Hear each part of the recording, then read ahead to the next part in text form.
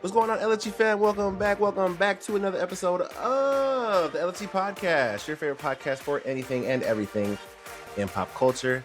It's your favorite trio back again. We got Jet, Cody, and J-Mac here today, and we are going to bring you guys another banger episode. We got so much to talk about. We got our movie of the week, GOAT, that should be a fun one. We got our weekly watch of the week in A Night of the Seven Kingdoms. They dropped episode 5. Episode 5 an hour ago, and we just saw it, so we're going to give you our fresh thoughts and review that, along of course with whatever else the boys and myself bring individually. But before all that, LFG is going to get you guys caught up on all the latest and greatest in the world of pop culture. I feel like it's been Warner Bros. Is considering restarting sales talks with Paramount after their latest offer. I thought this was already a done deal. And does not appear so. Let's get details on that latest offer. Whew. Damn. Oh, here we go. Paramount has added additional incentives to its hostile takeover bid to buy Warner Bros. Pay an additional $650 million per quarter to shareholders if deal isn't complete by December 31st, 2026. Pay the $2.8 billion termination fee for Netflix. Warner Bros. Has rejected Paramount 8 times. They just had to throw that in there. This is probably going to be a 9th from what people in the comments are saying. They're like, hey, any offers that come to them, they have to do it right by the shareholders and at least entertain the offer, hear the offer, and that's it. So this is probably going to be another rejection, but you never know, right? You never know. So it wasn't a done deal. Because I remember when we were talking about this, people were saying, like, it's not, like, confirmed, like... Because it was about the whole, like, they chose them, or what was it? It was like they were picking favorites. I forgot what it was, but they weren't. I don't know. Really, I guess nothing's done until it's done. I mean, till it's in their hands. I guess I have no idea. But I don't know. This pay additional $650 million per quarter to shareholders is crazy. Shareholders got to be like, yo, we got to hear this. That's crazy. I remember that was a big thing for them, that they felt like Paramount wasn't even gonna, get the deal done. So Paramount throwing that in there is crazy. Yeah. Mm-hmm. For one. On top of that, paying the $2.8 billion termination fee. All right. Yeah. just sweeten the pot, I guess. I still don't want Paramount to get this just after everything. Like, it's so crazy at this point. I'd rather have Netflix get the shit. What a crazy life this thing has taken. But I guess we'll see. Like you said, it's not done till it's done. So, facts. Kevin Feige says Sinners should win Best Picture at the Oscars. The Academy doesn't always, in my opinion, recognize the movies that are most relevant for audiences today. But boy, did they hit it with this one. Hey, you talking about the nominations? I'm assuming, like them getting like the most or whatever. Maybe. Not sure. When he says, but boy, they did hit it with this one. I'm assuming he's talking about like this one should win the Oscar for Best Picture. Like this movie hit it out of the park type shit, maybe. Well, we know that Marvel doesn't get no love over there, so he has no, I'm going to say whatever I want. Fuck it. Good movie. Jason Momoa will star as the lead in the live-action Helldivers movie. How we feeling, Helldivers? In theaters on November 10th, 2027. Sorry. It's his type of movie for sure. Yeah, that is his type of movie. He's going to have fun with it. And I'm excited for it. See how it's done. Well, there you go. Don't get tired of his face because he's going to be around for a while. Paramount is planning to open at least 3 Teenage Mutant Ninja Turtles themed pizzerias in the U.S. I think that's fire. Dope. That's pretty cool. I mean, if they don't get Warner Brothers, at least they got this, right? There you go. Pretty cool. Clearly, they got money to blow because I don't know what they got going on. One's got to be in New York, right? Like, there's no way. Yeah, if it's not, sure. there's something wrong. Gotta be. El Paso. Yeah. Hey, we're developing a whole bunch of stuff. I know y'all heard about El Paso. We were trending #1, so you guys know about El Paso by now. Like we're crazy. That's what it was for. They were dropping the pizzeria. Dropping the pizzeria. That's on the map. Mike Flanagan is set to write and direct a new film adaptation of Stephen King's The Mist for Warner Bros. We're gonna talk about it. The story follows a group of townsfolk locked in a grocery store after a thick, mysterious fog emerges that hides deadly creatures. Hey, man. I was just gonna say, man, because it's kind of crazy that this is happening right after the show came out, Welcome to Derry, and everybody's talking about The Mist, and I'm like, I don't know what's going on, but hey, you've never seen The Mist? No, to my memory, no, but I'm down for anything Stephen King, especially nowadays.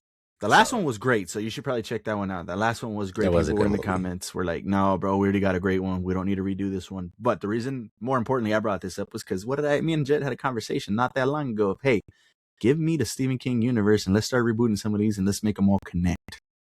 And he didn't see it happen. He didn't see it happening. So I don't know. This not saying this is gonna happen, but it could. It could, man. And high hopes. Stephen King's universe is looking up. Warner Bros. Is considering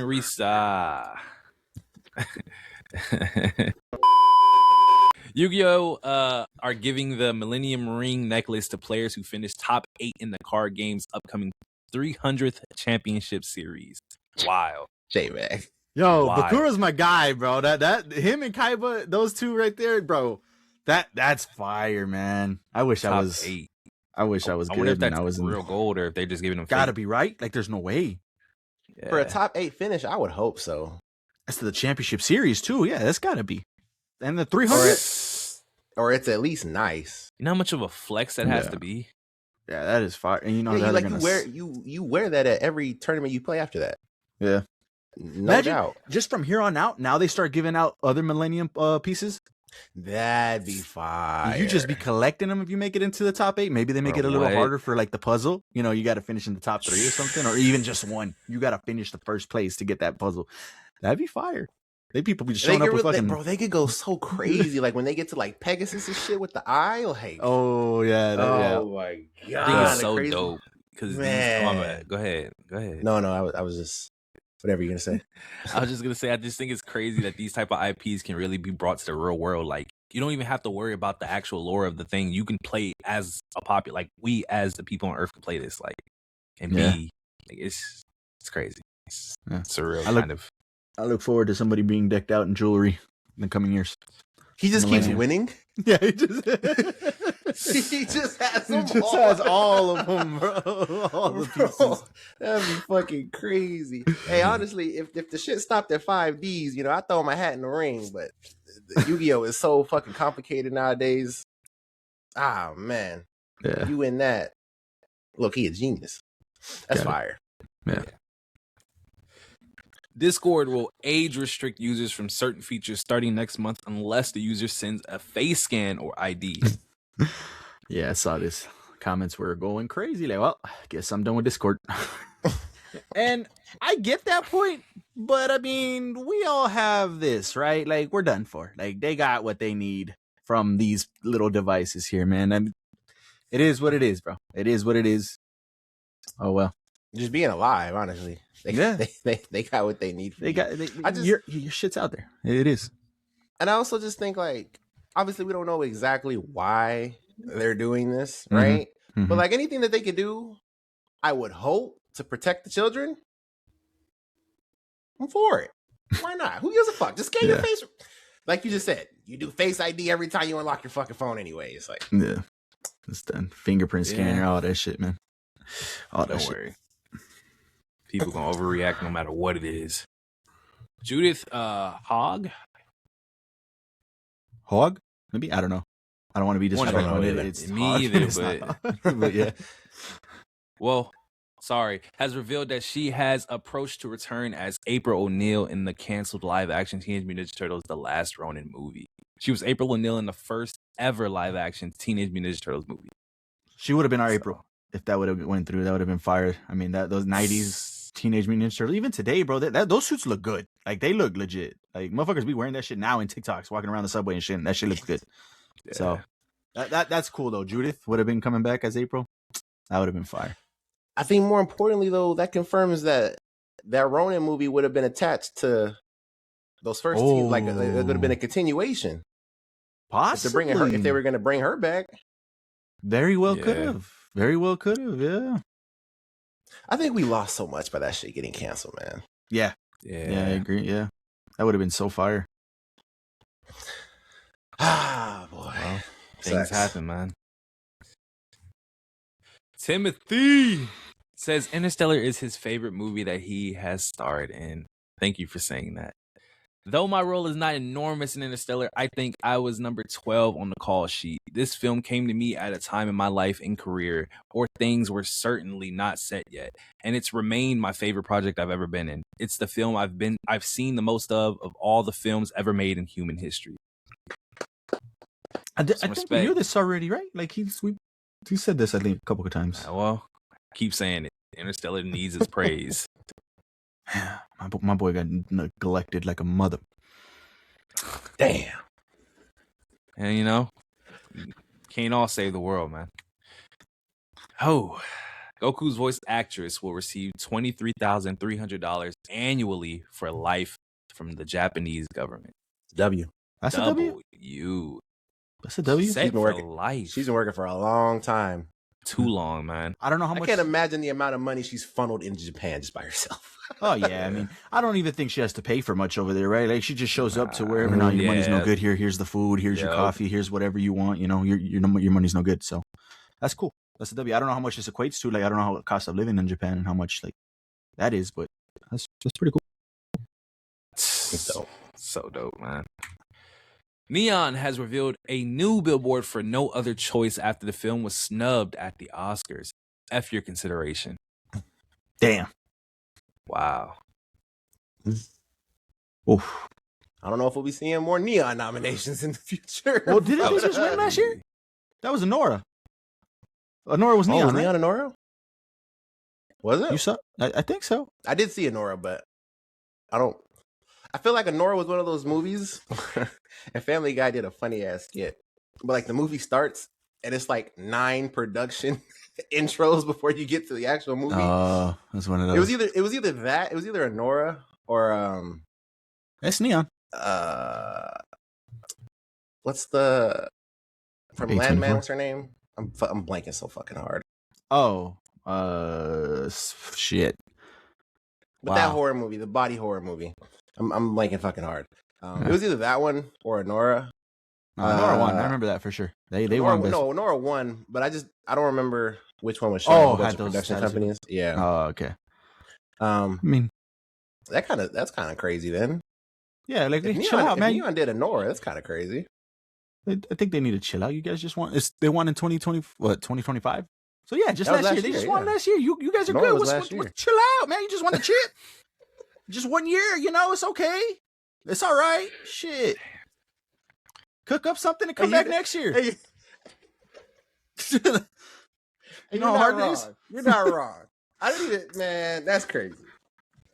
They must have made They want to be nominated every year. Every movie we cook up is a banger. And I know bangers. You're trying to go dynasties here. Like, it's hard to do a dynasty now. Come on. Yeah. It's like, we won Best Picture last year. We got to keep this shit going. Yeah. Damn. That's crazy. Well. Damn. Fuck your consideration. Fuck your consideration. Oh, man. Sky are launching a bundle combining Disney Plus, Netflix, HBO Max, and Hayu, whatever, into a single $34 monthly subscription in the UK. Pretty sure it's Hayu, but I don't know what that is. So it might be Hayu. Yeah, some UK streaming service. Regardless, they're just throwing that bitch in there because them other 3 together. Yeah, them other 3 is crazy. $34 for all 4. You got cable now. Like you. That's what we need. That's what we and that it sucks, man, because I don't like ads. I would assume all of this has ads with it. So I mean, what you got to pay $40 for the no ads. Hey, if that's the thing, shit, sign me up for the 40. But either way, 4 streaming services, $34 at minimum. Not bad. I was gonna say yeah for sure because Netflix alone they're creeping on $20. Yeah, I mean HBO's I think right there at $18.99. So see, I wouldn't even know because I get HBO through my provider, so I don't even know how much that shit costs. But Yeah, Netflix and Disney Plus every month. That shit hurts. Who's Sky? Who is Sky? Like, what is that? What company is that? It's got to be some UK company too. Yeah, actually, I need to word how I say this right. Watching sports, sometimes they have like the Sky network. I know Sky has like sporting channels, or I guess it would be their local news or whatever. Oh, it's like So their I'm Fox, almost CBS. positive this is the same. Yeah, I'm almost But positive. see, because this is where the reason I asked is because doesn't Disney Plus, Netflix, and HBO have to approve for that? Like they can't just do that, right? I don't know. I mean, I don't know how that works. That's a good question. Because I mean, Verizon and T-Mobile obviously offer all this stuff too. I don't think it matters, right? Maybe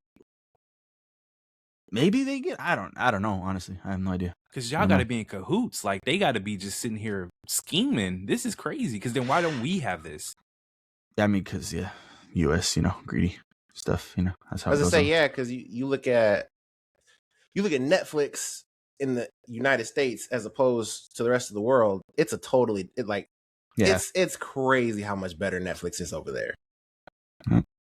So I mean, they just might have something different cut out with the rest of the world. Is Netflix? Did it originate in the United States? Probably not, huh? Yeah, I feel like that's why. I think that's a U.S. company. Really? Yeah, I think that was a U.S. company. Are we the ones getting treated Because that like shit started with the mail. Yeah, that was the mail-in shit. Yeah, it was the mail. I just didn't. Why are we getting the short end of the straw? I don't get that. Because realistically though, like we're just the cost of living over here is just insane. We make more money, like compared to other people's minimum wage and jobs and things like that. So, but I mean that's no excuse. So fuck that. Like, give us deals too. You know what I'm saying? Like, fuck. But this is crazy because Disney Plus comes with Hulu. This just says, as of February 2026, Sky has announced a major world-first streaming bundle. Netflix, Disney Plus, HBO Max, pay you into a single Sky TV subscription. So that's got to be like their Time Warner or their Spectrum. Oh, so you have to buy their cable and then you can get that package deal. Yeah, that's probably what that is. Multiple streaming services had supported tiers. Oh. Yeah. So probably all with ads. Yeah, I mean that to me was a given. Like there's no way they're gonna give you no ads. That would have been A. So then, yeah, you're right. It's like having a phone, and then it comes with it because we get Netflix for free, obviously with ads, same like Apple TV. Yeah. So and you can pay the additional fee to upgrade to the ad-free versions. Yeah, you guys that's are great, man. I don't know. Yeah. Depending on how much that service costs, the regular Sky TV, you might be in there. That's the thing. If you just get the basic cable, what else do you need? Yeah. And it shouldn't be no more than 50 at most for basic, but I don't know. But I mean, and then, they watch soccer over there and everything, so they probably got that shit anyways. Mm-hmm. Yeah. Dang. Yeah, that's crazy. Well, we're behind as usual. Apple has acquired Severance, including the IP and all the rights from production company Fifth Studio. The series is set to run for at least 4 seasons and could expand with prequels, spin-offs, and foreign versions. I had no idea Apple did not own the rights to this. Or all the rights. I guess it's not surprising, right? I mean, it's just like Netflix. They don't... Well, I mean... But that's why I thought it was an Apple original. I thought it was Apple. I mean, it is an Apple original in terms of like you can't watch this anywhere else. It's Apple's. So, but yeah, I thought they would have made it too. Like that was their. Well, it might be the same thing with Netflix. Like, yeah, they give these production companies the platform to stream the shit. Yeah, exactly. And they get some more eyes on your product, but Apple said, we need that. You guys want prequels, spin-offs, and foreign versions? I think that's a little too much. That's a little much. I mean, especially how long they're taking right now, and like I think the plot, the way it's centered around our main group, I don't think I really care about the other stuff. I care about our group. So that's my take. One of the prequels is going to be that one that Cobell went to, that town, right? It's got to be one of them. What happened during that time period? See, but yeah, Cody's right. I mean, they're going to have to make people care about that cast and see what's going on with that now. Are they going to do something different? Is it going to be the same shit? Who knows? And then they said spinoffs. That kind of is letting you know, like, that they're gonna still do what they do, or like, you know what I mean? Is that Yeah, low key yeah. a spoiler? I don't know. I don't think so. But yeah, I know. You're fans of Severance. Let us know if you want it. I'm sure you guys do, right? You guys give me more Severance. Like, I'm sure you guys are like that. So. Sure. Well, Yeah, I don't know. May the fleece be with you. Mark Hamill autograph prices. Hold on. That was crazy. Bro. Hold on. What? All right. 8x10 photo, 400 each. Premium, 500 each. Bulky, 700 each. Limited quantities available each day. I mean, I'm sure. Yo. Don't do that. Don't come to this, man. Like, I like Mark Hamill. That's the greatest Joker in my opinion ever. Great voice actor, great actor. That's ridiculous, man. Come on. Wow. Like That's just an 8x10. 8x10. That's crazy. I wonder. You bring him the photo. Yeah. That's a 9x16. I don't know, man. Well, I'm sure he has all of these pictures at his booth, so I want to know the prices. If I bring him something, how much he's gonna charge? That's probably gonna be like $200-$300, like just to get a signature from him, and that's ridiculous for one item. Wow. You've gone to these Comic-Cons, and I obviously I've been to a couple with you. It's kind of like, I don't know if we've seen anybody on the level of fucking Mark Hamill, but this should be nowhere near. He's not on Mark Hamill's level though. You know, Giancarlo? Nah, no. I put him above. Nah, I put him above Mark Hamill in terms of what? That's Luke Skywalker, bro. And that's Gus, and that's a whole bunch of other motherfuckers. Like, nah. Hey, bro, you're tripping, bro. I don't know. I don't know. That's a whole generation of people's guy. I mean, I guess, but nah. I mean, you could like him more as an actor, but as a bigger person, there's no way. That's interesting. I wonder, you were to poll 10 people right now and show them a face of who. Matter of fact, that's a damn TikTok of people pointing at this man's face. Or hey, he was. I think this is actually not that long ago. He was on the Hollywood Walk of Fame, and he's just standing there like, hey, how's it going? Nobody fucking recognized this man. Nobody. Dad, I told you, don't follow me to work. Good grief. What does it take to get recognized around here? That's interesting. I'll send it to y'all. And then maybe you guys are watching it right now and I found it. So, but yeah, nobody recognizes, man. Well, ridiculous, though. Those prices are crazy.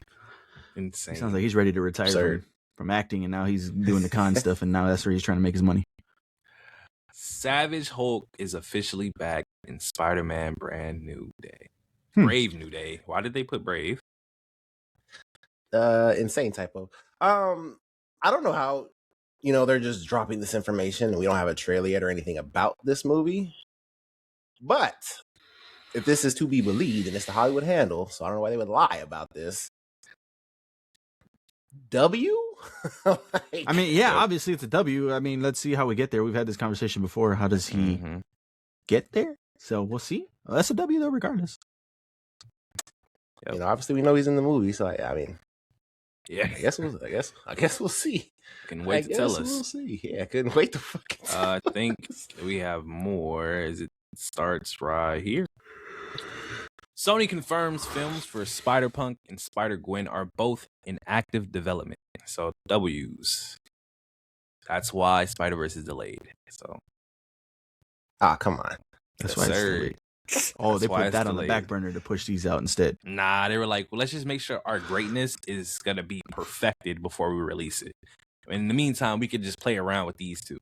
In the meantime, let's work on something else completely different. They have time. It's animation. Yeah, they sure do. This has to be after the events of Beyond, right?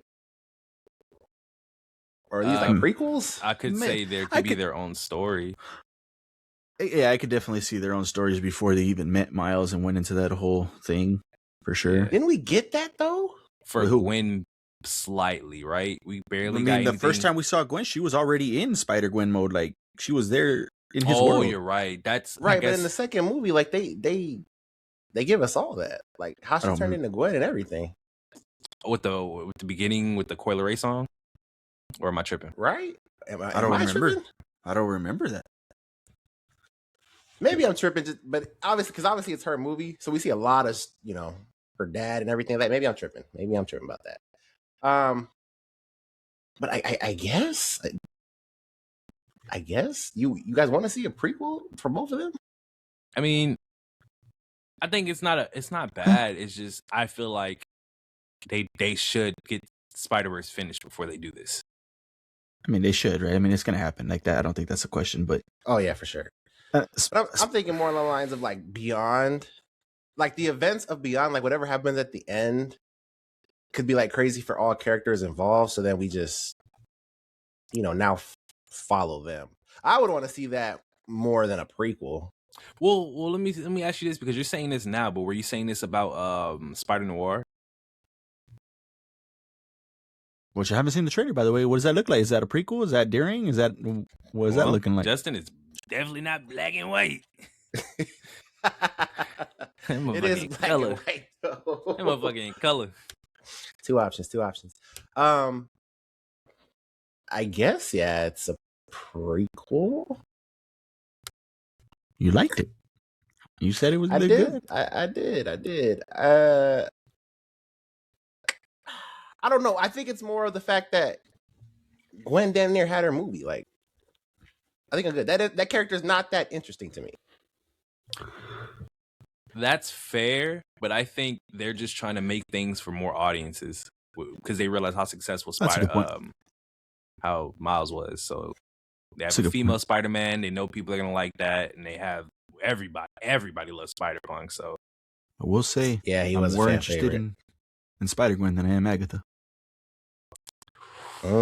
Like you're saying Agatha after watching her show, or Agatha before? Yeah, before. Like I obviously okay. Before I didn't give a fuck about Agatha, so I am more interested in Spider-Gwen than I was in Agatha.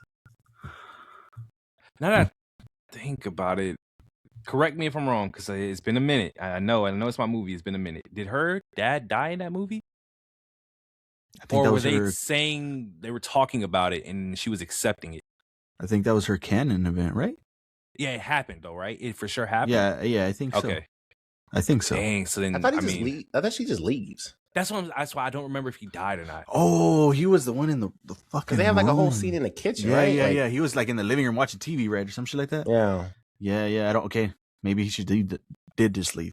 So what was her canon event? That's what I'm saying. A part of it was like them telling, or she basically telling Miles like, "Yes, I'm accepting that he's gonna die." Like she knows that type of stuff. So like, possibly, yeah. And then like, because they like,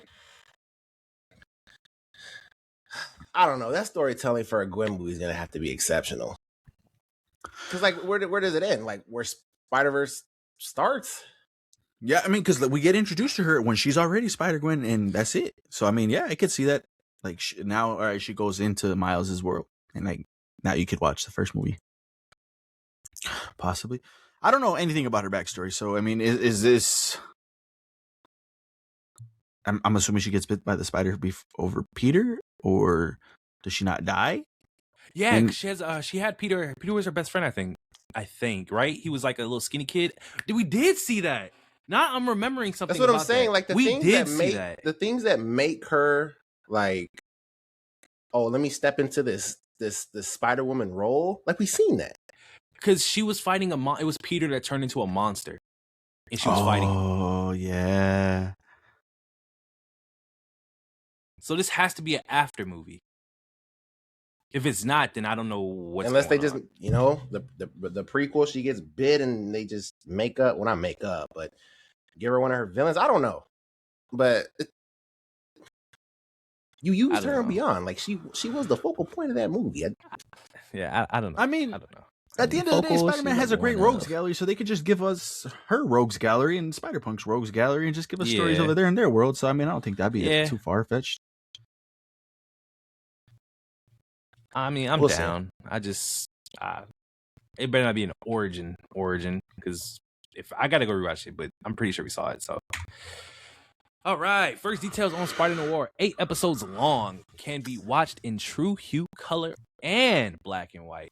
Follow Spider-Man Noir investigating assassination attempts on the crime boss Silvermane. Versions of popular Spider-Man villains, including Sandman, will appear. Trailer and release date revealed tomorrow. Well, trailer already came out. Or was that the teaser or was that trailer? That was a teaser. The teaser came out, so yeah. Okay. Yeah, 8 episodes. Both color options. And like we just talked about, it did look good. Oh, yeah. It did look good. There's your spider.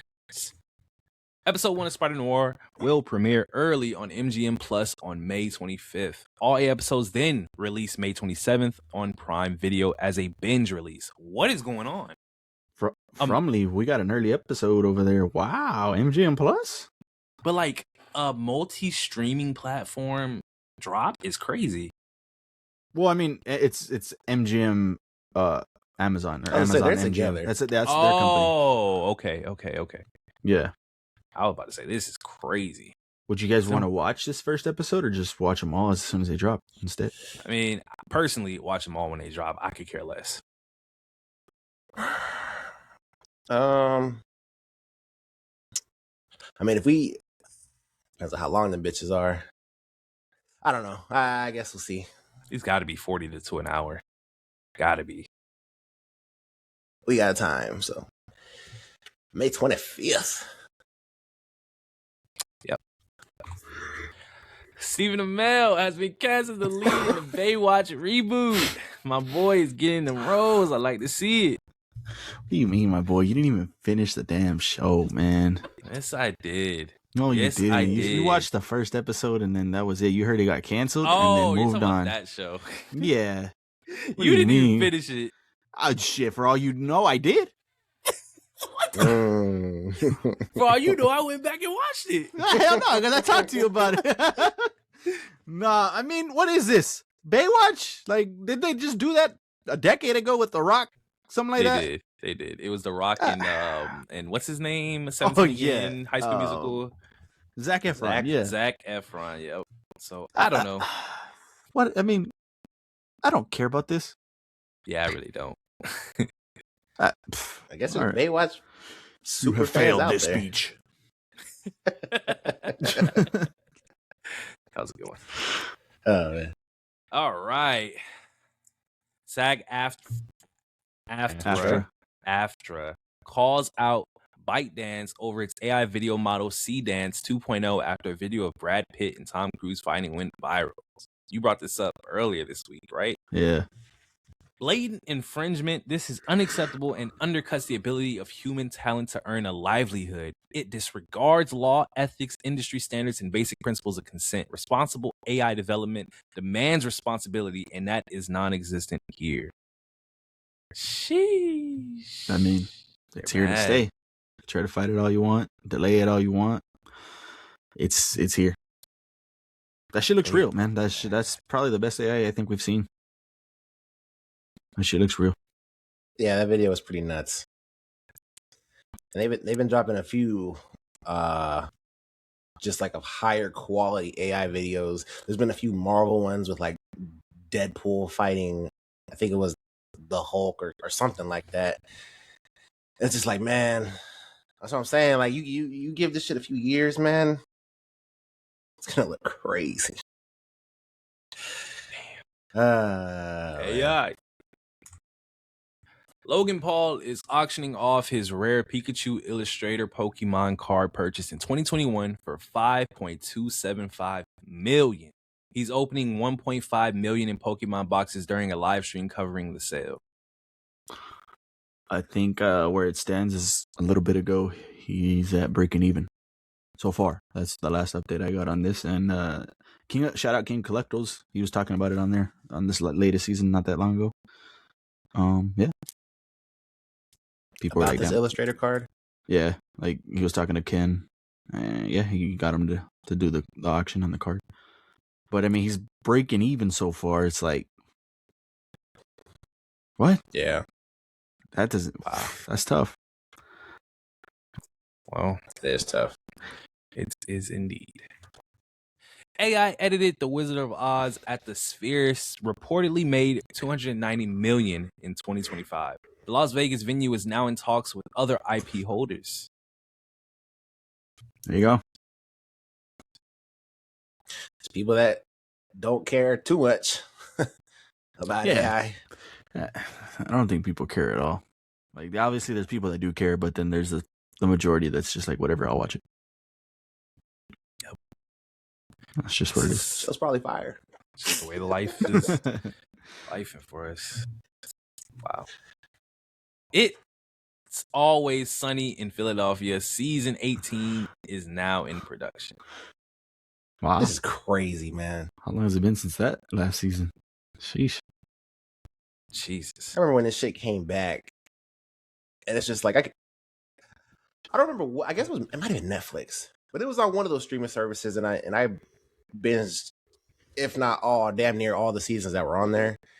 And for it to have 18 seasons is so crazy to me. Damn. And then all these actors aged and came back, and let's keep the band going. Crazy. That's kind of crazy. Fans out there Shout out to somewhere them, though. crazy. Sam Raimi's Sin Help is now showing impressive legs at the domestic box office, earning $9 million this weekend, a 0.8% drop from last weekend. That's crazy. Wow. People eating it up. That's insane. Wow. 0.8 drop. Yeah, basically nobody. It didn't drop. Yeah. 2 weeks in, and y'all still wild. kicking. That's kinda crazy. Yeah. It's fucking unheard of, man. Is this Valentine's weekend? Because more on Has that to be, later, right? bro. I went to the movies, obviously, and it didn't matter what movie it was. Those showings were sold out, man. Pretty much. It's like people were just like, let's just go to the movies. I don't care what we're watching. Let's just go. Wow. So that could have helped it. It had to be discounts or something. Hell no. Go grossed around $32 million domestically and $15.6 million internationally for a $47.6 million global opening. It cost $80 million to produce. Well, they're over halfway there. They'll be fine on that front. We'll see if it makes.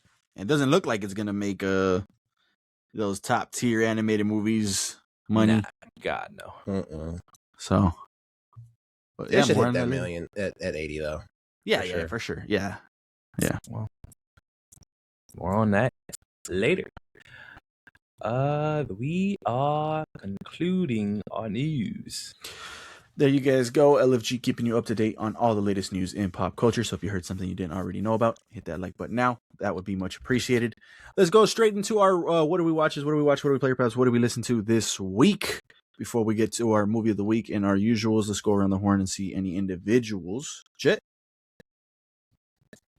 I did a rewatch of a show that a movie for a show that I rewatched, I believe, obviously, last year. Teen Titans Trouble in Tokyo. Shout out to YouTube. They have those movies on there where you can watch with a couple ad breaks in between. It's pretty cool. After I was watching one of my sports podcasts, that shit started playing, and I was like, ooh, let that bitch play through. I remember that movie coming on Cartoon Network as a kid, and it would play a few times, and I loved that movie as a kid. And coming out in 2006, it's an hour and some change, nothing crazy. Really good movie.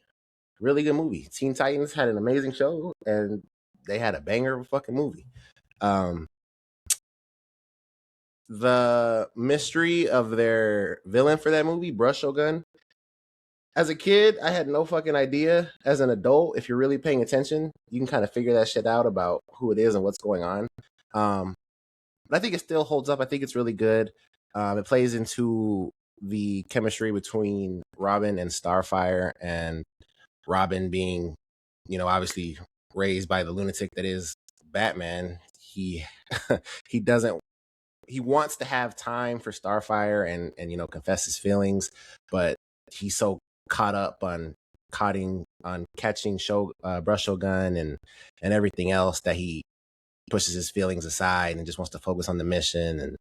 And so it really plays into the elements of the show, and obviously we know how the show ends, but it does a really good job of continuing that.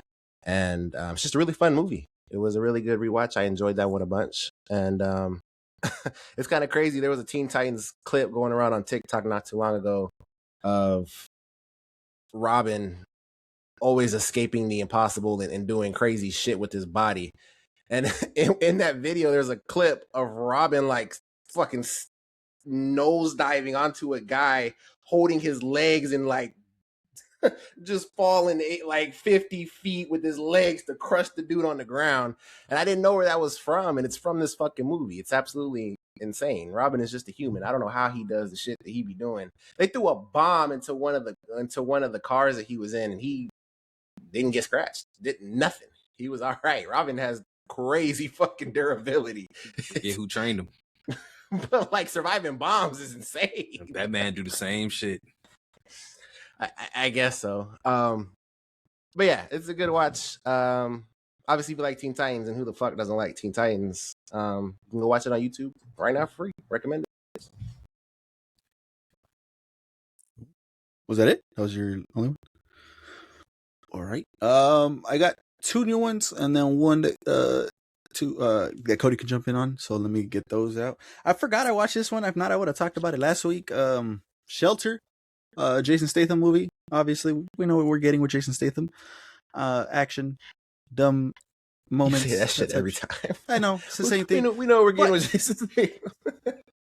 The difference with this one was, I think it was bad. This one was bad. Like, it wasn't even like, oh, that was Jason Statham's movie. All right, this one was bad. Like, there was no point to this movie to go on the way it did. Like, his motivation for even having this movie go on was just dumb. Like, if you guys seen the trailer, you know he has this girl and she comes onto the island at the bad time because he's getting hunted. And instead of just dropping off that girl on the mainland, he decides to take her around this whole country and try to get her to safety and put her in more danger, and the people that are chasing him because of who he is. And I'm like, bro, just drop her off at the mainland. She's good. You can go worry about your own stuff. And so that was just dumb. It was just dumb. The motivations was dumb, and I was just really disappointed in this one. Like, the action wasn't even that good. I don't know if it's because he's getting a little older. I don't know I remember having that conversation with Cody. Like, I forgot what the conversation was, but we were like, Jason Statham was still. Yeah. I gotta think of the actor. Go ahead. I'm gonna think. We were talking about Tom Cruise. I know that, and who can do stuff like Tom Cruise. Yeah, that was the conversation. Might have been the God of War discussion we had going on too. It was the God of War discussion. Wow, yeah, so and Jason Statham came up on that, right? And I was like, no, I mean, yeah, he could do it. But this movie, it didn't seem, I don't know. It just didn't seem like normal action Jason Statham type shit. Like, the fight, I think there was only like maybe 2 or 3 fights, and they weren't nothing crazy. So it was just really disappointing. Gloria loves Jason Statham. Like, she'll go watch it. And she still enjoyed it, but I think I could agree it was probably not his best. Like, the movie was just not it. So I don't know. If you guys have seen Shelter, definitely leave your comments on it. If you guys are Jason Statham fans, leave those comments down below what you guys think about it. And then this last one here before we get into the discussion. Yeah, yesterday was Valentine's Day. I took Gloria to go watch Wuthering Heights.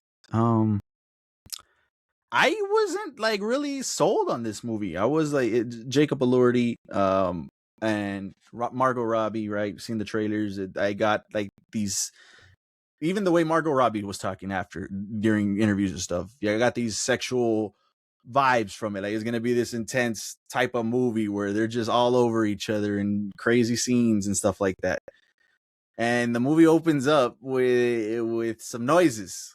And you're like, oh shit, we're just gonna get right into this shit, huh? Oh, okay, here we go. And it turns out to be something else. I'm like, oh, okay, that was fucking clever. That was pretty clever. Like, all right, you guys threw us off. But I actually thought this movie was really, really good. I'm at a 9 on this. It was a romance story with some twists and turns that I thought made sense. Jacob Elordi is one hell of an actor, and he shows it here again. He is quickly becoming one of my faves to just watch just because he's in a movie. And yeah, he did not disappoint here. Margot Robbie did a fantastic job on this as well. And yeah, I thought the romance was really good. Like, it was entertaining. I was never not bored. The ending was fantastic. You know me, I don't like traditional endings, and this did not take a traditional ending type of thing. So shout out to them for doing what they did with the ending. So it was pretty cool. Performances were good. The set pieces were good. The music by Charlie XCX I thought was really cool because she did like her own original music for this movie. I thought it was really good. Really? So I thought it was really good. Yeah. So shout out to her for doing that. It was pretty funny. There's a guy named Ewan Mitchell in here. For those of you that don't know who Ewan Mitchell is, and I'm sure Justin doesn't know his name either because I didn't know his name. This is the dude from House of the Dragon, the dude with the patch. You know, the big ass dragon. I forget the name of the dragon, but he's the big ass dragon rider. Oh, okay. Yeah. I was looking, I was like, oh, who are you? I recognize you, so I had to look it up in the middle of the movie. Like, oh shit, that's House of the Dragon, motherfucker. So that was cool. Cool little Easter egg. But no, fantastic movie. Highly recommend. Oh, before I even move on, Jet's been talking about this kid for forever. Owen Cooper. Not much of a role in here, very small. It opens up with them as kids and to give us that backstory, that relationship between how they're going to fall in love and continue.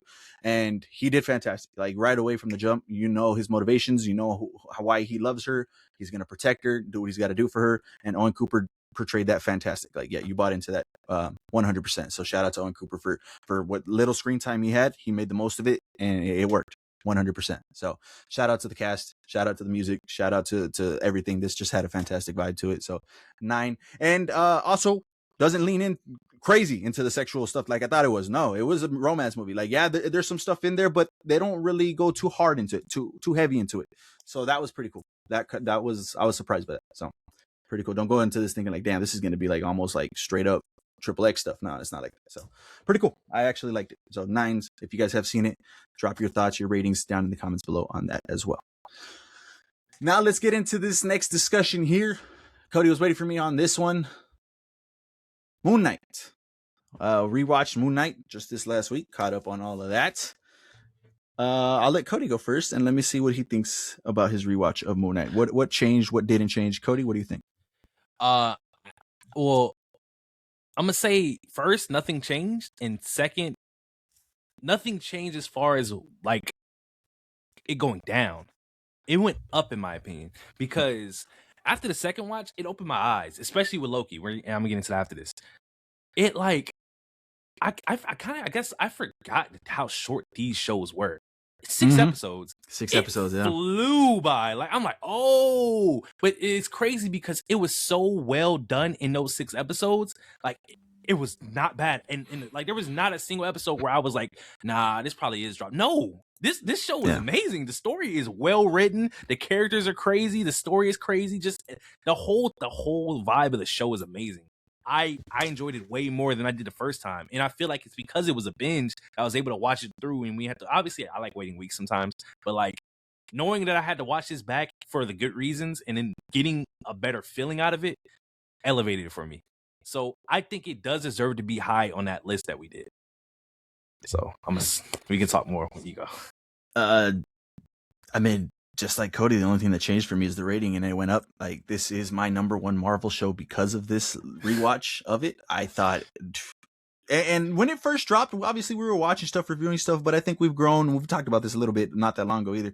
We've grown critically in the way we watch things now, and we're able to watch a little bit more details and pay attention to different things that are happening. And this second viewing definitely did that for me. I mean, I have a whole list of notes that I took for this one here. I'm not going to go through all of them, but I'll touch on them briefly. Obviously, we know the greatness. We've been talking about it since the first watch of it. Oscar Isaac. Nothing changed with Oscar Isaac's performance. He did fantastic. I bring up Michael B. Jordan all the time for making 2 people, make me believe that one person is 2 people. Oscar Isaac did the same here. And not so much with the third one, because we didn't really get too much into the third one, right? We couldn't get too much into that, but, you know, he's 3 people on this one. So, obviously, nothing changed there for me, Oscar Isaac. Ethan Hawke is what changed for me here. I was not paying attention to as much as I should have been to Ethan Hawke in that first one, as I did here. He's fantastic in this, man. He is just phenomenal. He was just a great actor to put opposite Oscar Isaac, and he killed the role phenomenally. Like my eyes were open even more to him. He had motivations, and I wrote this down, kind of like Thanos, where like you understand where Thanos doesn't see himself as a bad guy. He thinks he's helping people, right? Exactly. This guy did the exact same thing, and I wasn't paying attention to that the first time. He thinks he's doing the right thing, and to a certain extent, I'm sure there's people that agree with him. Stop evil before evil even happens, right? And that was his whole motivation. So I thought that was pretty cool to just see that again. And then I liked, because I didn't pay attention to this in the first time, when he finally brings the god back, and she tells him your scales are unbalanced. And he's like, oh, I was hoping, I could have changed that with what I'm doing. Yep. But you know what? I accept my fate regardless of what happens. You got to do what you got to do. I understand. I love that because it showed his character wasn't evil, wasn't like just waking up one day and just wanting to take over the world, wanting to do something evil. He was like, no, I'm here for a mission. I'm here because I think what I'm doing is right. And I know I'm not a good person. I know I would have died. She was like, no, I'm going to use you. And I thought that was pretty cool. He was willing to just die right then and there because his balance was off. So that was pretty cool. A little touch that I didn't realize. At the very beginning, you see him put the broken glass into the sandals and he's stepping on broken glass. Phenomenal touch. You automatically know what the fuck is going on with him. He's crazy. At the end of the show, too, when they're in their little asylum and he's bleeding from his feet and it's kind of breaking the illusion that he's not there. I didn't understand that the first time. I was like, oh shit, maybe he's just bleeding from the fight that they just had. No, he's bleeding from the glass in his feet that he just put, in there. I thought that was a cool touch. So shout out to them for throwing that in there. Lena, I think is how you said that. I think it was Lena, which was the other girl that played opposite Oscar Isaac as well. I thought she was fantastic too. I took her for granted the first viewing too. She wasn't a damsel in distress. Her motivations were great. She was her, and I thought she was pretty cool. She did a great job playing alongside them, so that was pretty cool. This show had everything for me. It had comedic sides, it had drama, it had horror elements to it. It had the action, obviously being an MCU show, and every single element that it had, I think, worked perfectly into it and made the show great to what it was. So shout out to them for doing that. I think that's pretty much it. I mean, I got some more notes, but I don't want to go too much further into that. Like really, really Ethan Hawke is what I paid attention to on this one. Crazy. So, but yeah, this is for me, like I just said, this is my number one MCU show. So if I had to do my own personal list, that's where I'm putting this, man. I just loved it. I absolutely loved it. So, but Cody had to do another rewatch here, right? He just talked about it a little bit ago. Loki, that's his number one. What did you think? Man, I ain't gonna lie. After I finished with Moon Knight, Loki, like in my head, I was like, damn, this is a tough beat. This is a tough beat because you got 2 seasons to impress me. Oh man, and I kind of want to give MCU credit. I feel like we didn't give them enough credit when they were making these shows because of what was going on with the movies. Loki is good as fuck, man. Like, I can't stress it enough because Moon Knight, it's the same thing with Moon Knight. A second rewatch made me appreciate it more. I spotted like more things. Oh my god, when I tell you, his name is what's his name? His name is Tom Hiddleston, right? Mm-hmm. Phenomenal actor, man. I'm not gonna lie. I don't know what it was. I was just so impressed with his performance as Loki in this show. Like, it just like seeing how his character is and knowing how he was, and then seeing him progress and change to what he is by the end of season 1 to season 2. Like, it's night and day. Like, by the time he shows up in episode 1 to the end of episode 6, he's not even the same person. And it's not just like a switch. Like, you see it as it happens, and it's like, it's just crazy because that alone, like, it was on par with like the way Oscar Isaac was, in my opinion. Like, don't get me wrong, Oscar's performance is better, but like I was seeing like, dang, he's such a good actor. He probably could have did that too. But going to the plot and all that, I don't remember having a downside. Like, I don't, because I was looking for like I said, the same thing with Moon Knight. I was looking for the episodes and the point in times where I was just like, okay, I could see why this would go down. No, these 6 episodes was flying by, and I was enjoying every second of the episodes. Like, the way that the whole story of the Loki show revolves around his variant or his essence being a loser and destined to lose, and they're the problem with all the multiverses, to him having to save it was so insane. Like, watching how he basically was chosen by He Who Remains to be the Loki variant to, like, I guess because we don't even know the because I'm just rambling at this point. By the end of season 1, He Who Remains tells them it's either I brought y'all here to, oh no, he was like, their only way to save the sacred timeline was 2 Lokis. I thought it was 1, but it was 2. And in the whole time, obviously at the time, we didn't know what he meant. And then we get to season 2 and we understand that deep down, he had a plan. He knew everything that was happening. So by the end of season 2, when Loki saves everything, it makes you really wonder. We don't know if that was his plan all along for Loki to sit in that seat or not. And it's still a question that we need to answer to, in my opinion, because Kang was amazing, man. Oh my, Jonathan Majors, I need that man back.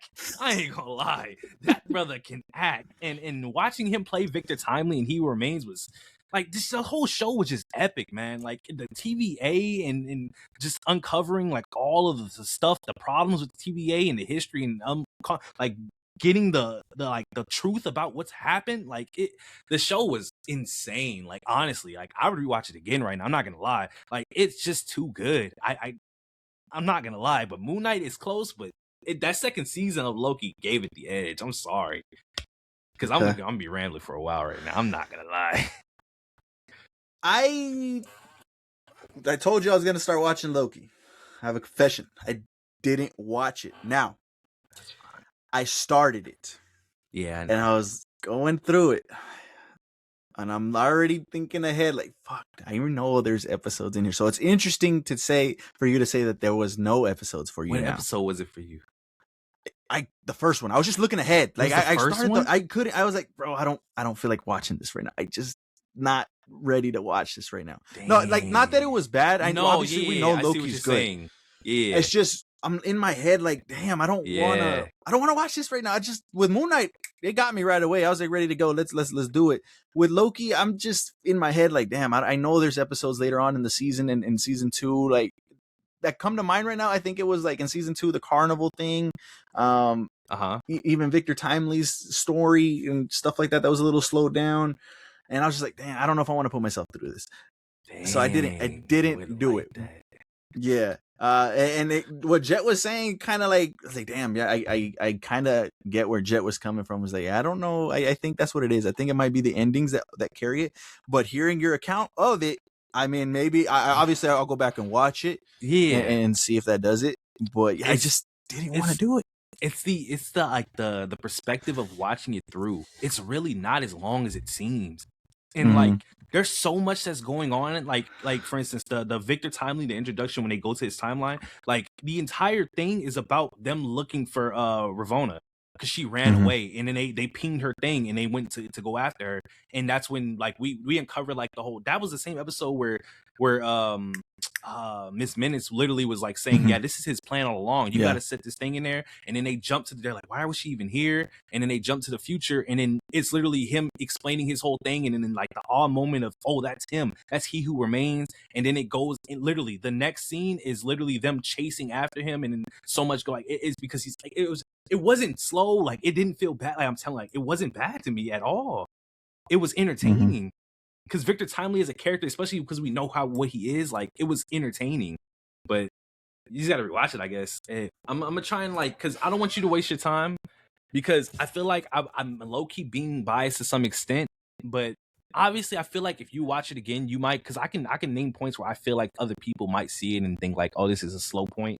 I could see that, but I guess personally, I was just so into it that I'm blind to that, because I definitely know that there probably is. Like for instance, the one when they were on Lamentis 1, like that was an episode where they were. That was another one. Yeah. That's so like, but like I said, I enjoyed it because of like I just like the interactions that he's having and his character development so much that I'm just blind to it. But I could definitely see possibly how it is like that, and I don't want you to sit there and rewatch 2 seasons just to come to the same conclusion. Just to say something. But personally, I loved it, man. I loved it, man. Okay, so then let me ask you this then real quick before, because we just saw Wonder Man. We got Wonder Man, Moon Knight, and now Loki. Where do you have Wonder Man now? Wonder Man's behind both of them. Okay. I don't know if it's behind both. I have that currently at number 2 till I do the rewatch of Loki and see if that changes. But I don't foresee it changing. But I am gonna keep that open mind, obviously, and see if it can. I don't know. Wonder Woman was so good to me, but it was. But I think even Moon Knight, even the slow moments in Moon Knight were like so important to characters' development and their growth, and to give us their backstory and their motivations of what they were doing. That's how you feel, then Loki should stand. But we'll see. We'll see. There wasn't many slow moments though. Like I think the only one that comes to mind was the boat ride to get to that little island. Like, but they were having a conversation, like for real. So that's the only thing that I could think of was slow in Moon Knight. But yeah, fantastic. Okay, there you go. Rewatch of Moon Knight and Loki from us. Let us know what you guys think about the MCU rankings and if anything changed if you guys do rewatch. Because they were saying Moon Knight was bad or worse, right? The second time, is that what was the argument? Was what was being told to us? The second time? Yeah, the rewatch, or were they saying it went up? Because I mean, obviously, people were telling us you got to rewatch Moon Knight again. Because I don't know if it was gonna go down or go up.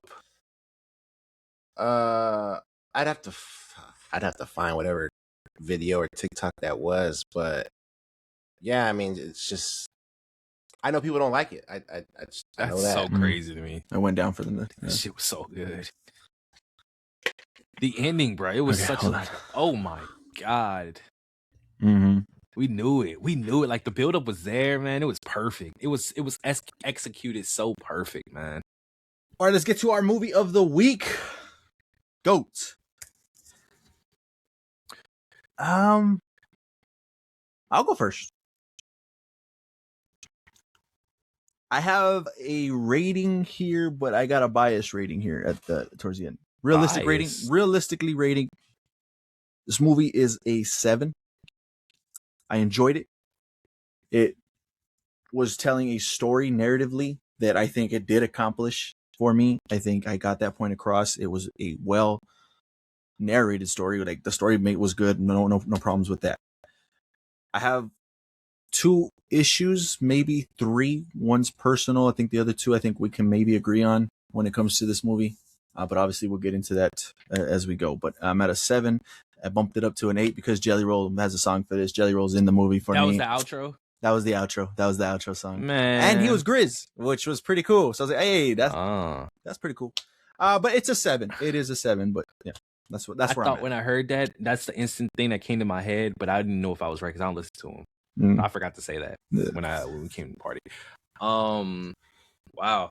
I mean, I'm not far from you. I'm at a 6, and I think it's a personal difference for real. That's why I'm at the 6. We'll get into it right now. I just don't think I was really that into it for real. Like, the animation's obviously going to be amazing, but the story to me wasn't appealing for myself. It's not that it was a bad story. It just wasn't one that I cared about. I feel like it's a story that we hear all the time, but I mean, I guess those stories are going to be told forever. So, yeah.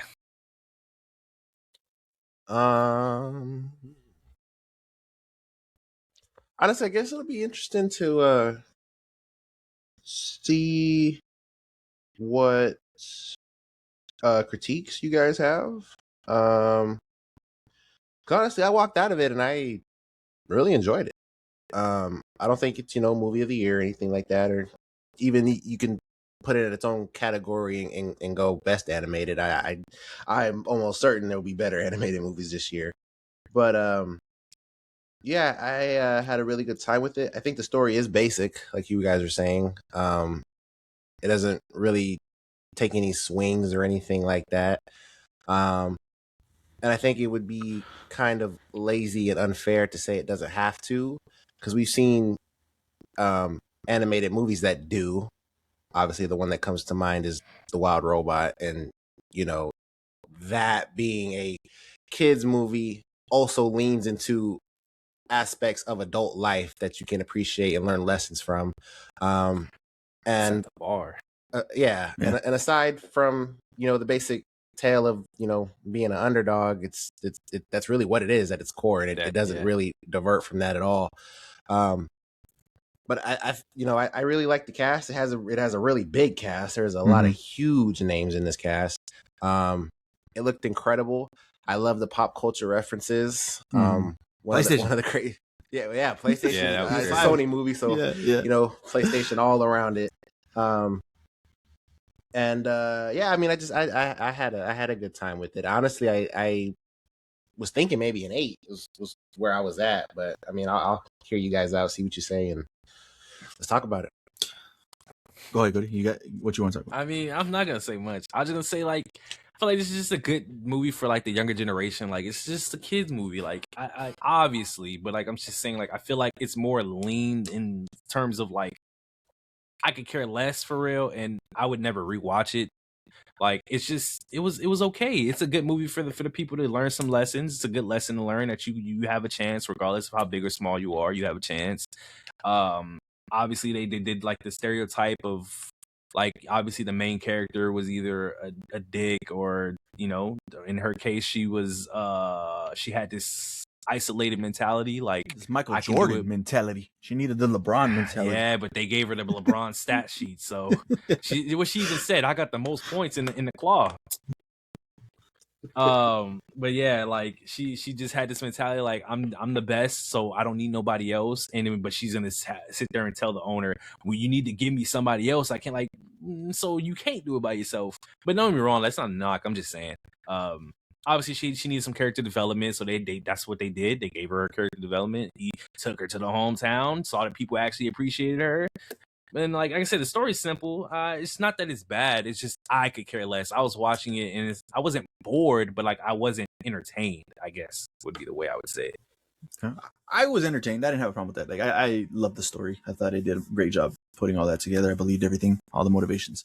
My issues from this come from I needed more Roarball. I feel like we didn't get no Roarball. They focused more on the story, like I said. When we did get Roarball, it was quick to the point. All right, we got the flash of the first quarter. We got the flash of the second quarter, flash of the third quarter, and game was over. That. Okay, so I wanted more Roarball. Second, I wanted more Will Harris. I wanted more GOAT, man. I feel like we didn't even play. He didn't play ball for real. Like we know he could shoot. I feel like that was kind of glazed over too. Kind of just like we got his first game, which was only like the last minute, and that was like it. And then the final game, that was really it. And besides, the cages a little bit here and there, but Roarball and Will, I needed more of that. Like I feel like they focused a little too much on the story, which was good. But I wanted more basketball. I wanted more of my main character playing the basketball that he was super excited to get to. So that's what I needed. To that point, go ahead. Just because it's in the same realm, because I like you, I was enjoying it. Like I really was. Mm-hmm. Yeah. Something that like as soon as we got to the final game, I was like, wow, that's kind of crazy. I feel like they didn't spend enough time on main attraction. Like, we didn't see none of their season. They're just in the final game. Yeah. How the fuck does that work? To be honest, and I'm with y'all, but at the same time, they were making them up to be. He said he won twice, and he's only been in the league for 5 years, and I'm assuming he won in the last 2. So, and then he was on the court talking about I'm the best in the world, and but like besides that, obviously they didn't showcase that team in the slightest. They were on a win streak, but they real fast, like they did a montage of the little win streaks, and that was it. Like I wanted more, of basketball in the movie that centered around basketball. That's what I wanted. The third one, that like my personal preference, and they did an okay job of doing it. They were, and it did get me in the feels at first when we were like, oh. Where's his mom? She's not around. Okay. All right. What's going on? And they kind of like were not wanting to talk about it. And then the picture, and he kind of was like, oh no, well, let's go see something else. And that's my mom, but let's go see something else. And when they finally talked about it, I felt like it just came and went, and that was it. Yeah. And I wanted more time with that moment, because his mom was his motivation, and I needed more of that. So I'm gonna touch on that, because when I was watching the movie, like it like I said, it was cool. It was cool. When it said 10 years later, I was like, damn. I was like, oh, he already living by himself? Okay. Damn, I wonder his mom that they didn't speak about her for a long time. I said, damn, is she dead? Like, what's going on? And then obviously, like, we really don't know till like the third act that she's dead, because they only bring it up and it's gone like that. That's why I was like, really? Like, we could have did something. Yeah. But like in my head, like in low key, I was like, why did we even need to kill her at that point? Like, yeah, I could see that point too. Adversity. Like, and I could see that for sure. But like, even then, I don't even see him needing the adversity in his character, because the whole reason he was even there is because of the clip of him hooping against the dude. His past and having adversity did not affect that in the slightest, because he told his mama when he was a kid he was going to be like old girl. So I don't see the reason. Well, could you? And I'm sure you could write this a different way, but his back was against the wall because he lost everything. Mm-hmm. He lost the rent money when he lost to Maine. Yeah. So he had to go live there. Mm-hmm. For one night. Did they only give him one night? As far as I can remember, Yeah. he was just there for one night. The next day, he went there. Yep. he went to the diner to go to work, and CEO was there. Yeah, that's So- literally so what I- happened. So I was thinking, like, maybe, you know, if his mom is still alive, he could still live with his mom. Mhm. Maybe I don't know. I'm just spitballing. Could but he not live with the mother figure, the lamb? Right. That's Like, another thing. it's- I was like, that's- he has a mother figure. Like, yeah, I wanted that dynamic a little fleshed out too, not more like she took care of me and that's it, and we glazed over that, because it seemed like she was Yeah. a pretty big part of his life too. So why a couldn't he big go to her? part. So, you know, there's just moments. They did a great job with the story, but there's holes in the story that I needed more of, that I wanted them to go more into, and then give me more of my basketball. See, but that's when I go back in my head and I'm like, it's a kid's movie. It's not meant to be taken no, like that. no, I can't do that. You can't do that. That's- I can't do that. I can't do that because I they did a that, great job man. with the narrative that they were driving home. They did, but like, Keep going. The we're story already was- doing that.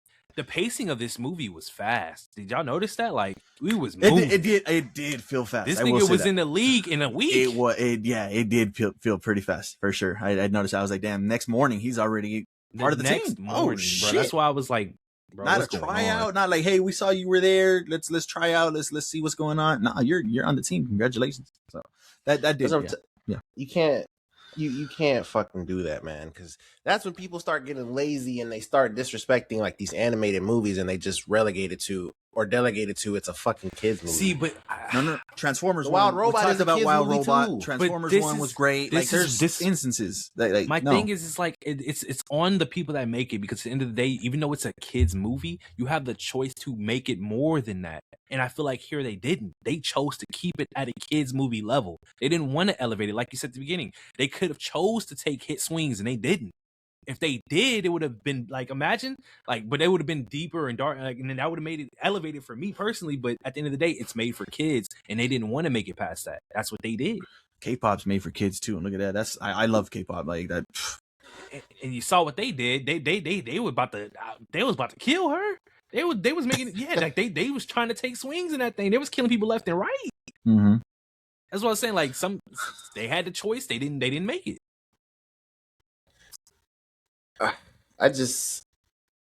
I don't know, man. Like, I feel like you should. I feel like that should be the intent every time you I make agree. an animated movie. Think about it. His mom could have been alive, sick the whole time, and she dies towards like the middle. That would have been Easy. Easy. But They no, do that a lot, though. but Movies yeah, do that a lot, though. But you know what happened? We got the first 2 minutes of him and his mom. 10 years later, we don't hear about her for the rest of the movie. That was crazy. Not a word. They didn't say nothing about the mom until they brought her up. Unless y'all can remember another time. I don't remember hearing the mom ever be brought up. Besides when he's like, my mom used to tell, like, that's it. Yeah. No, yeah, that could have been better for sure. I'm not giving no animated movie no cop out. Like, this is a decision we made to make, and obviously we don't know that, but this is the decision we made to make it a kids movie. We're not going past that. Like, It's not SpongeBob, man. It's not Hell Paw nah. Patrol, man. Like, those are kids movies. Like Yeah. that, we know what we're getting from those.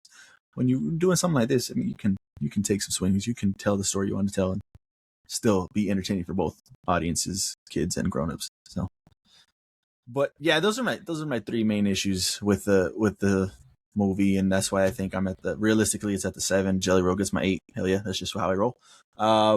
But yeah, I mean, I still enjoyed it. I did still enjoy it. I would watch it again. The animation from Sony, they know how to do animation over there, man. And after they did Spider-Verse, it's kind of like they have that touch, that blend of that animation, but just not fully comic. Like they kind of can scale back the comic book Yeah, side of it. everything has that, yo. Yeah, and it has just that shades and hues and stuff like that. So that was pretty cool to see it on this movie, and it worked for me. So, but it was a good movie nonetheless. I enjoyed it. yeah, they're on a roll. Yeah. This for one, sure. K-pop, Spider-Verse, the Transylvania movies are theirs.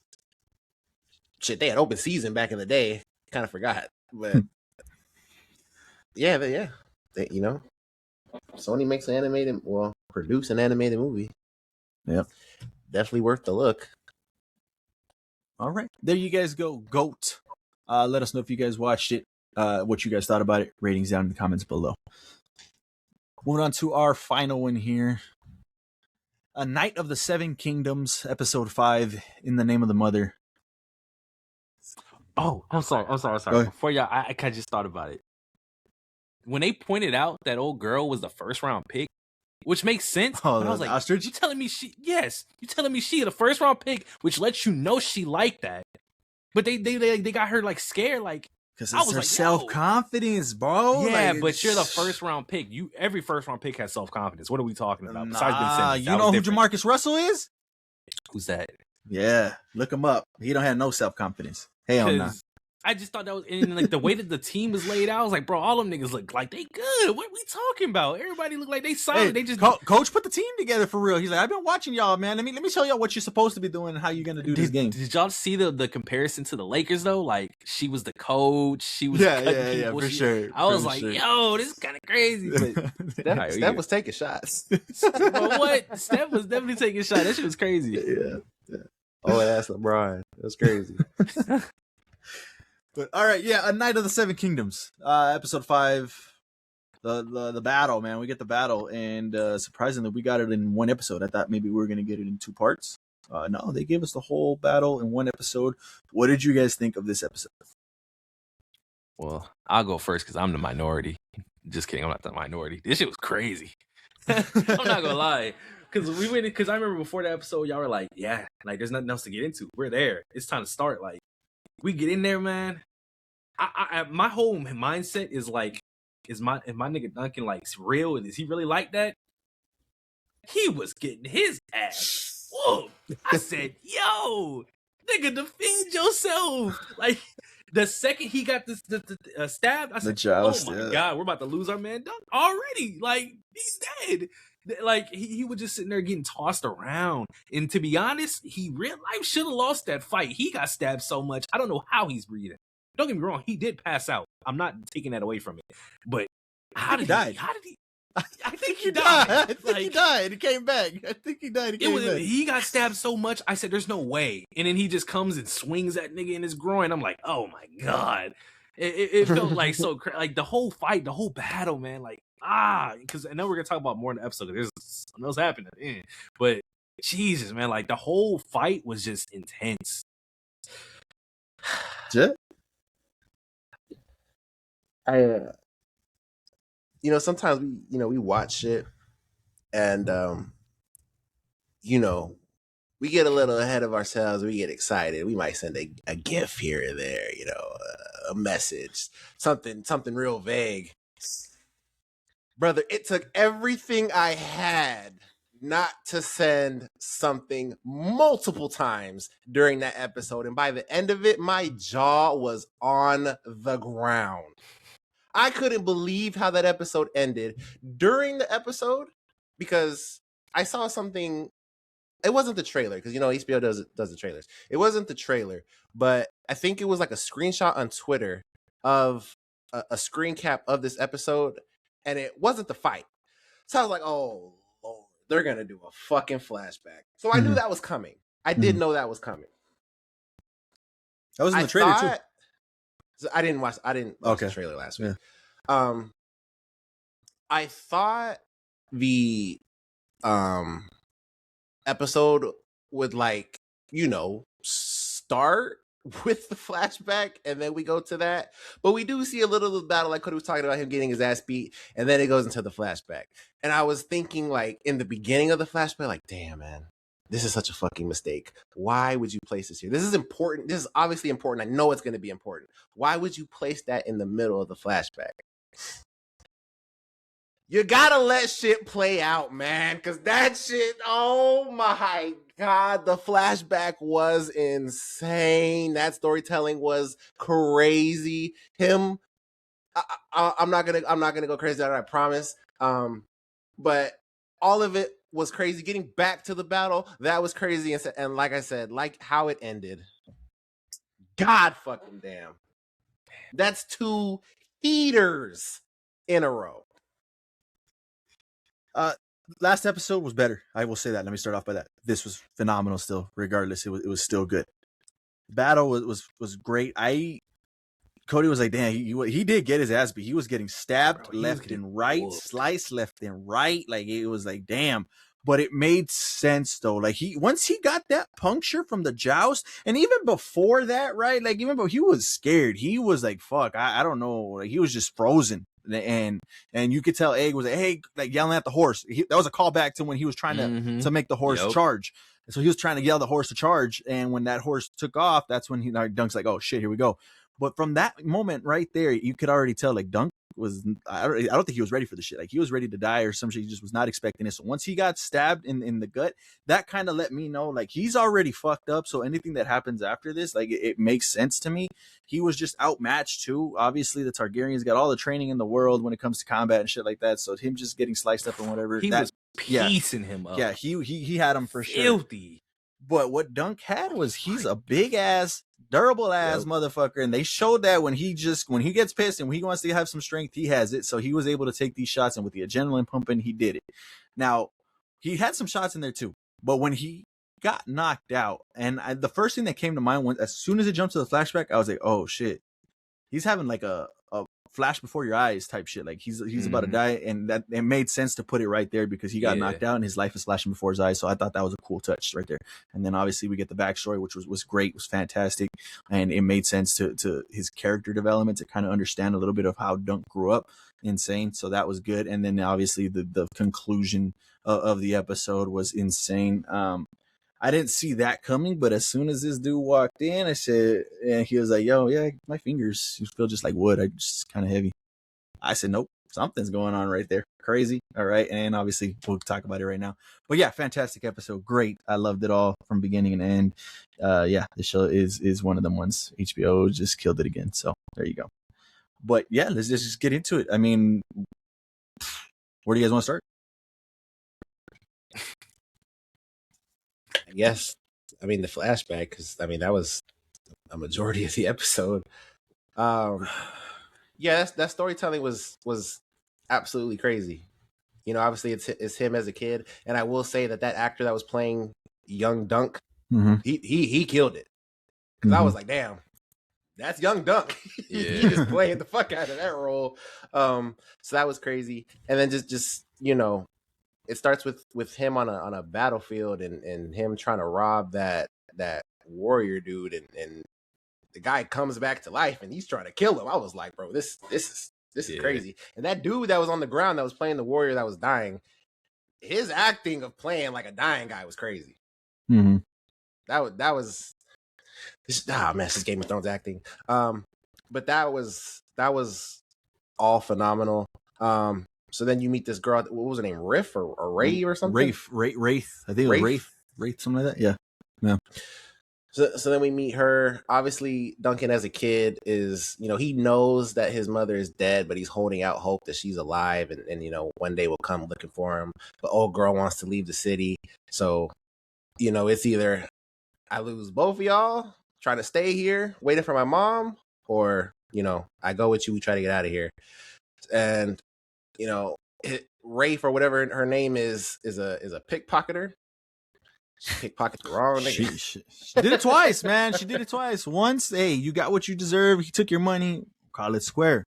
She couldn't resist the urge to do it again, man. Like, what are we doing? That second time was so crazy. Yeah, what are we doing? Because then Dunk was like, I'm sorry. What are you sorry for? She did this twice. Yeah, she did that. Knew what she was doing when she did that. I could kind of see her kind of giving up though at that point, kind of like, fuck it, man. I'm just gonna take this man's knife and whatever happens, happens. I lost all my money. I can't get out of this shitty ass town. Fuck it. Maybe she took it as like, I'm done. I give up. Yeah. Whatever happens, happens. And if that's the way she took it, that's tough. I mean, I can't say I don't blame her because she's going through it. She's going through it and she don't see a way out. So kind of crazy.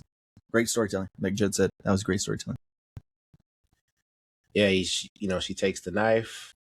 They get into a kerfluffle, and he slices her throat, and you know that's the end of her. And Duncan's in trouble, and who comes to his rescue? His knight, his master. Yeah. And that was absolutely incredible because we see his skills on full display. Yeah. He chopped old boy's head off. That was crazy. Clean off. Clean cut. Rolled. And then obviously beats the other dudes, stabs him, gets him crazy. And, that kind of starts that journey of Dunk following this guy for, a long ass time and going through different seasons, changing and being in the winter, and he Dunk's just on the ground in the winter, just shivering, obviously, because he's trying to follow this guy through the crazy seasons, and this guy is just drunk all the fucking time. Bro, what? Yeah, that whole storytelling of him following him was so crazy. Even the point where he's the knight is, what's his name? Because it's something Pennytree. Is Arlen Pennytree. He falls asleep on his knife, and he wakes up and he's like, you old fool. It's just like, damn, that's crazy. Yeah, all that storytelling was crazy. He's about to get on his horse and leave, and obviously he sees Dunk in the distance. Dunk passes out. He goes up to him, and that's when he tells him to get up. And I guess, that's the moment that did it for Dunk when he's, I guess, dead. I kind of took that as he's dead too. Like, bro, that was kind of like, his eye was open and he was just gone. Yeah. And that's what helped him come back. Yeah, staying in the flashback though, we got some tidbits of information for House of the Dragon. I first thing that came up was the Black Dragon's dead. I don't know. Oh yeah, Daemon. Yeah, that was crazy. And then Daemon's rebellion is done, is over. Take this with you. Oh shit. So a little bit of the spoilers for House of the Dragon on that for tonight. It's kind of crazy because earlier today I did see on Twitter that somebody was like, I'm not gonna watch this episode until House of the Dragon comes out because it's after. I was like, well, you're just gonna have to wait for the whole show to finish before you start watching this shit. And I make sense now to why that person would do that. Like, okay, I guess you got some knowledge because that's kind of crazy. But I didn't mind it though. Like, I obviously we knew this was after House of the Dragon, so that could potentially be what would happen.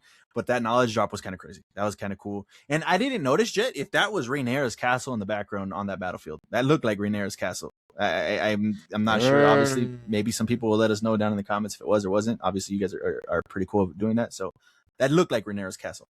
So we'll see if that's what it was. Yeah. I can definitely see that. Yeah, that was pretty cool. Just storytelling is crazy. Spanning eras and stuff.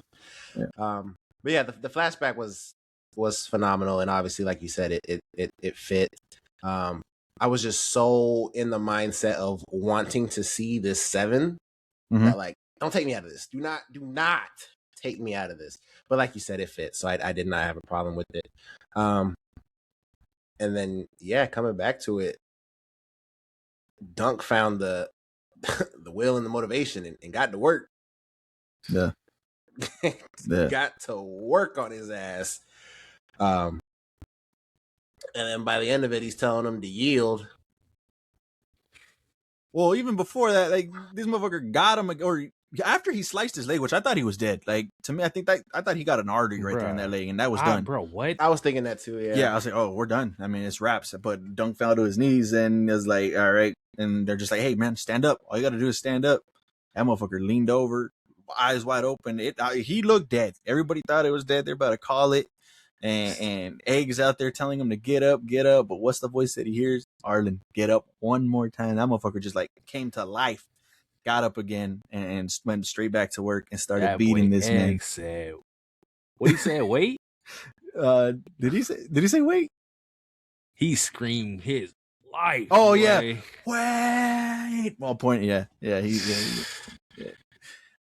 started beating his ass, man. Like he took his shield and started beating him with his own shield. Bro, what? Started punching him in the face, and I thought this was fantastic too, because as soon as like he told him, "All right, I yield," he's looking around at the other knights, and this is what I loved about Dunk, man. Like, he understood the moment. Like, he was a good knight, a good person, and he's like, "Damn, I got people with me. I need to make sure that this is done right now. I don't need to kill him if I don't need to."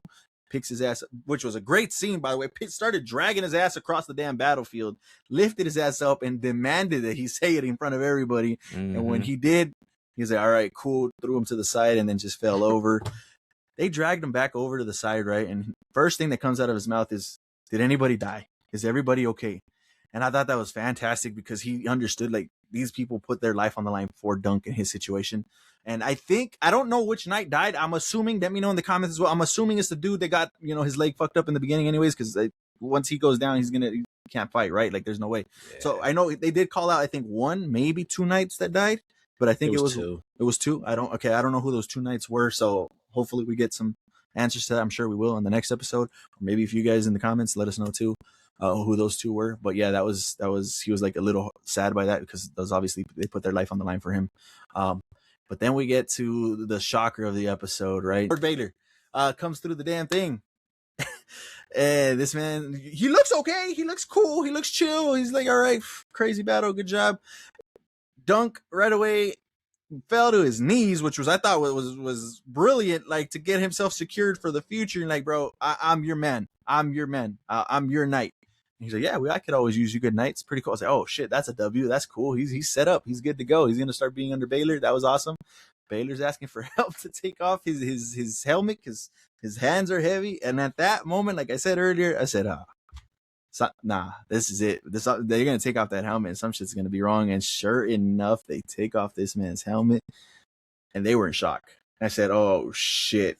He turns around. This motherfucker's got a crater in his head, and it was insane. Touches the back of his head and just like, oh shit, and then just falls over and ends up dying. Insane. That was a crazy shocker for the episode. A way to end that episode, and I don't know what's gonna happen in the future. It's kind of crazy, but yeah, fantastic episode. Man, that was like, and then they do like the ending of the show where there's like little to no music. It just ends black. I was like, I got chills, man. Like, he really died. He really fucking died. Yeah. It's just like you said, like he was gonna set up Dunk for the future. It's like, well, that's gone. That's gone. Yeah. Fucking destroyed. Future done. See what happens to Dunk, man. Yeah, insane. And then I think he said, yeah, it was probably my brother. He swung the mace, and he's pretty strong, my brother. And if that turns out what happens, I'm curious to see what his brother says, man, because that's crazy, bro. Like, at the end of the day, that was your blood, and yeah, he's on the other side. And he earlier in the episode too, he's like, I'll take on the 3 knights, right? The 3 knights, Kingsguard. Like, they won't. They're not gonna hurt me. I'll take them. Don't worry about it. And they're all right, cool. And then for him to die like that to his brother, if that's how it happens, crazy, insane. And I was watching the inside the episode, and this is true of all the Game of Thrones. It always happens to somebody that wants to do the right thing. Obviously, Baylor wanted to do the right thing because he understood Dunk, what he was doing was the right thing, and he helped him.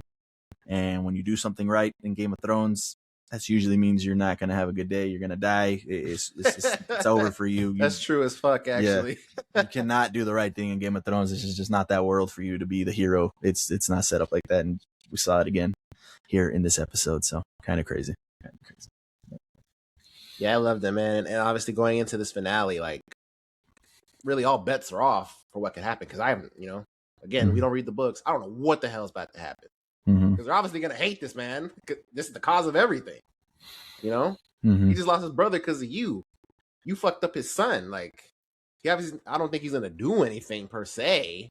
But I don't think you can. This was all within the realm of what was going on. This was the trial. This is how it happens. We all know this was dangerous. Like, I mean, at the end of the day, he's a Targaryen. So if he says something's wrong, something's wrong. Like, that's just how it's going to go. But you never know. Like, there's like something's going to happen, clearly. Yeah. But yeah, it's just going to be interesting to see the conversations between him and Egg, how that goes, where they're going to set this up to go into the future. Like, I'm excited to see this finale, how they wrap up this season, and obviously can't wait for it to come back. This episode was phenomenal. I know you said you have the other one better, which is totally fine. For me personally, I think they're both on the same shelf. Like, I love both of them the same, honestly. This show has been a delight. I remember when we first brought this to the pod and we were like, yeah, that's cool. House of the Dragon is, it's a fun show. It's a great show, and they're really just expanding this universe, and we'll see how good this is. And I'm glad that it really turned out to be some great fucking television. It's been awesome. Yeah. Well, I told Cody whenever he's ready, I'll watch Game of Thrones with him. Let's go through it together. So shout out. Go ahead and comment, Cody, watch Game of Thrones in the comments. Drop that down there. So you can get him to watch it. But yeah, there you guys go. A Night of the Seven Kingdoms. We got one more episode before the season finale.